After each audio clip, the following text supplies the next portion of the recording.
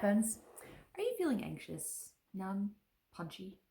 Maybe you've gone down the list, made sure you had enough food, water, sleep, sunshine, exercise, social interaction. Have you spent time with Jesus lately? Now, I don't say that to make anyone feel bad. I don't really think motivating each other by guilt should be a Christian's MO. But consider these words from Psalm 34. Taste and see that the Lord is good. The lions may grow weak and hungry, but those who seek the Lord lack no good thing. So something I hear Christians say a lot is, I should pray more. But we tend to put that in the same category as, I should send those thank you notes, or I really should call grandma more often. When we talk about spending time with the Lord and in His Word, it should feel more like, I should drink more water. Consider, Jesus called Himself the source of living water that completely satisfies our thirst. And the Psalms are full of this language of hungering and thirsting for God, longing for Him mentally, spiritually, emotionally, even physically. My soul yearns for you. My body longs for you. In a dry and weary land where there is no water, the thing the psalmist thirsts for the most is God Himself. Maybe we don't feel that. Time with God might not be something you consciously crave. If that's not where you're at, that's okay. Again, I'm not here to motivate by guilt. But even if we haven't learned to tune into the Spirit to the point that we feel it, we can recognize that we have a deep need for God, a deep longing that only He can satisfy. And like the man who cried out, Lord, I believe, help my unbelief.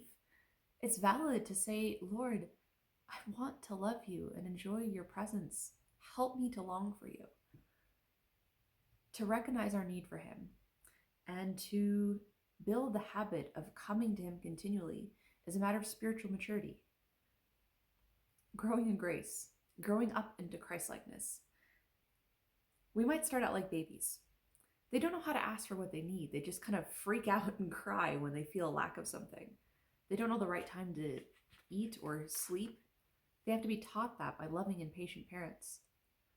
And then they get a little older, and small children often, even though they know night is the time to sleep, some of them most strongly resist bedtime when they're grouchy and tired, when they most need it. But as we grow up, we're better able to recognize what we need to nourish our beings and how to get it. Growing into a mature, functioning human being, I think, means becoming more and more intentional about finding the food, sleep, social interaction, exercise, community that we need to feel fully alive. But growing into spiritual maturity means recognizing that all these things, all these good gifts that satisfy our temporal, earthly needs ultimately come from the same source. And there is one thing that we most deeply need. Jesus said, seek first the kingdom of God, and all these things, all those gifts will be given to you as well. Through His blood, Jesus reconciled us to God so that we could be part of that kingdom, so that we could be with Him, which is what makes our spirits thrive. If we believe our souls were made to be satisfied by God's nearness, it makes sense to prioritize nourishing that part of us that is meant to last forever by spending time with Jesus, our soul's best friend. Go in peace. Walk in love.